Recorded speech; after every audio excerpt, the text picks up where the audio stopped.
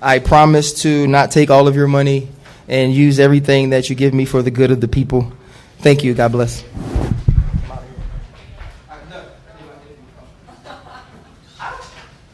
Like, you would think that I've been on TV enough that nobody wants to talk to me. That was my plan. That I could just do nothing all season, no media at all. You guys are so nice. Look at you, all you beautiful people. Ryan, true journalist. I respect you guys. You are one of us guys. I do now know that none of us know as much as we think we do. It's true. I have learned that. But I'll give you the key to success in the media. You don't have to be right. Just have a good reason for being wrong. You're welcome.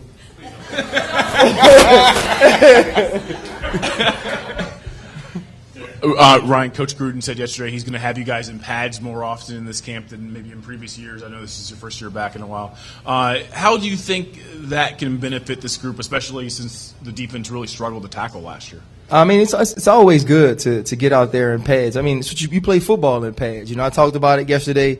Everybody thought it was a big deal that I had on pants, and I was like, well, we don't play in shorts. And so I think it's good that we get in pads. I mean, physicality wins football games, and we have to get used to being physical. We have to get used to hitting the guys up front, whether it's blocking or defending blocks. You know, in the secondary, fitting up running backs, fitting up receivers. You know, so it's good that we get opportunities to be in pads. And I don't think, these kids, because I can call them kids now, they be part of it. Obviously, I'm part of the executive board of the NFLPA, so we collectively bargain for that, and it's good because it keeps guys healthy. But as many times you can get in pads, as many times Coach Gruden can. What are some of the things that you can do to get better at it and just be more consistent? Well, biggest thing is running to the football. So when, if I miss a tackle, if Brandon's running to the ball, if Rack's running to the ball, then they have opportunities to make those tackles behind me. When you're playing against these guys, when you're playing LaShawn McCoys and Darren Sproles, you have to gang tackle those guys. Having yourself in the right body position where you can wrap a guy up or where you can tag a guy off, all those things help, and you have to get it through reps. And so, do you have to? And that's part of the reason why they want you here, because you have that experience. When you're talking to the players, how often do you reference? You have to walk defense. So I don't have to talk about things in terms of the players I would play with or the things that we accomplish as much as I can just talk about, look, when you play this defense, this is how you want things to try to impart some of those things to Brandon on what he can do, now being the strong safety of this team. And I mentioned it. I brag on it from 2009 Super Bowl. That was much better than they were. We just didn't talk as much, you know what I mean? And so, I reference that, in a joking way, but it's players. But if you put their film on, they run to the ball, they tackle well. And, and those are all the things that make you good. When we were good back in the day, I was just talking about you. It's good to see you. We need you. I have to go sign? No. You have to stop being such a media guy. And it made me do this.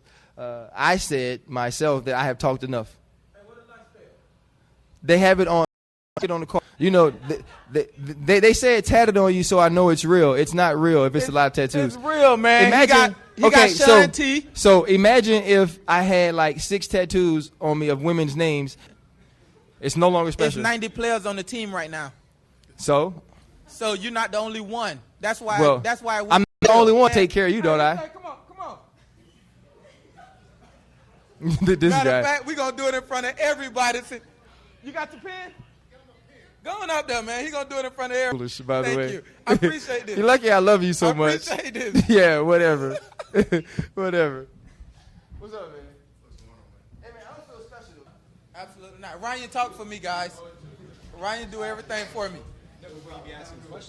Oh, yeah, I got you. I asked the question for y'all. I am now also got that because I know what he wants to say anyway, so I'll just say it for him. You didn't enjoy that. Ryan, welcome back. That's what we're working on now.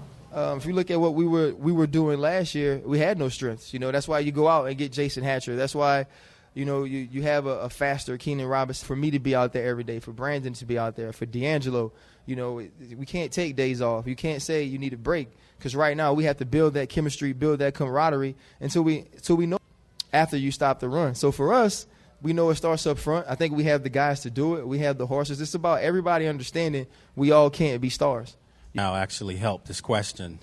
It was, with you two being the older statesmen, how do you stay, not frustrated somewhat with the younger guys as far as your position mates? Because a lot things, and you forget the mistakes you made, you forget the immaturity that you showed, and and I remember that. We have good guys, talent. It doesn't frustrate me if something goes wrong on the football field. None of us are perfect.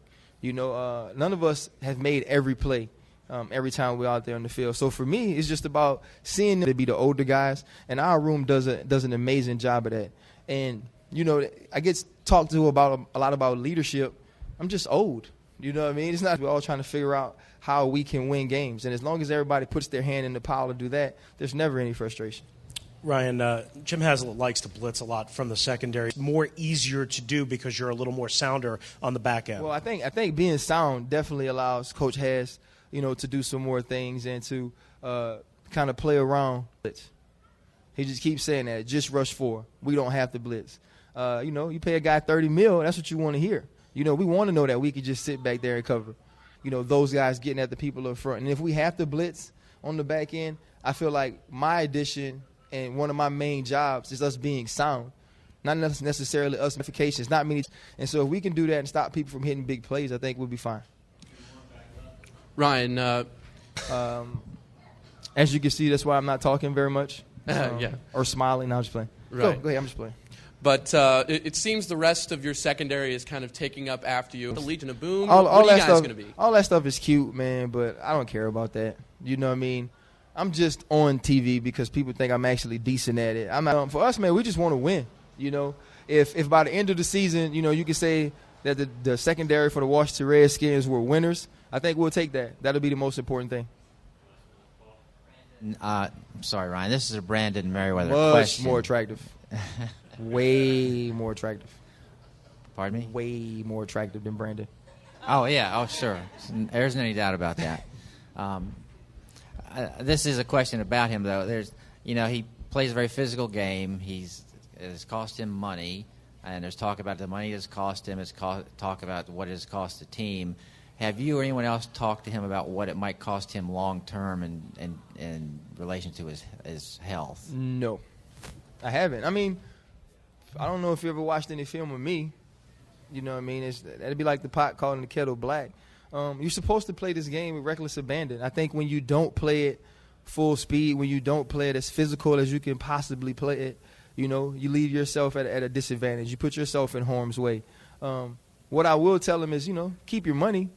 You want to keep your money. You want to not hurt other guys. We never want to go out there and injure people.